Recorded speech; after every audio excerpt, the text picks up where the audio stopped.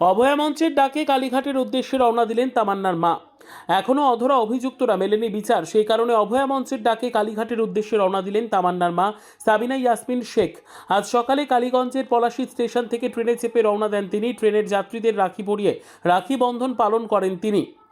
তার দাবি, এখনও বিচার পায়নি অভয়া, বিচার পায়নি তামান্না, সেই কারণে অভয়া মঞ্চের ডাকে কালীঘাটে যাচ্ছেন তিনি। উল্লেখ্য, আরজিকর কাণ্ডের 1 বছর পার হয়ে গেলেও এখনও পর্যন্ত বিচার মেলেনি। এই অভিযোগে কালীঘাট অভিযানের ডাক দিয়েছে অভয়া মঞ্চ। সেখানে যোগদান করবেন কালীগঞ্জে মৃত নাবালিকার মা ও বাবা। গত জুন মাসের 23 তারিখে কালীগঞ্জ বিধানসভা উপনির্বাচনে তৃণমূলের জয়ের পর বিজয় উল্লাসকে কেন্দ্র করে বোমা মারার অভিযোগ ওঠে তৃণমূল আশ্রিত দুষ্কৃতীদের বিরুদ্ধে। সেই ঘটনায় মৃত্যু হয় 10 বছর বয়সী নাবালিকা তামান্না খাতুনের।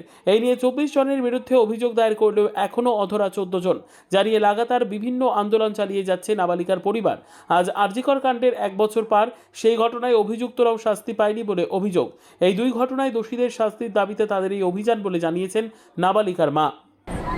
কলকাতা কালীঘাটে যাচ্ছি, অভয়ার মিছিল আছে, ওই মিছিলে আমিও মেলাবো, মিছিলে থাকবো। আর অভয়া যে 1 বছর হচ্ছে, এখন পর্যন্ত অভয়ার কোনো বিচার পায়নি, অভয়ের মা বাবা কোনো বিচার পায়নি। আর তেমনই আমার তামান্না 48 দিন হয়েছে, আমার তামান্না বিচার কোনো মানে এখনো আমার তামান্নাকে যারা মেরেছে তারা এখন পর্যন্ত বাইরে আছে, তাদেরকে ধরতেই পারেনি। এখনো 14 জন বাইরে আছে, সেই 14 জন পর্যন্ত পুলিশ বাইরে আছে, এখনো পুলিশ ধরতেই পারেনি।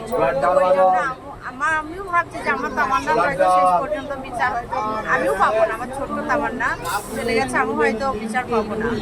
তো এই জন্যই আমি অভয়ার পাশে থাকতাম।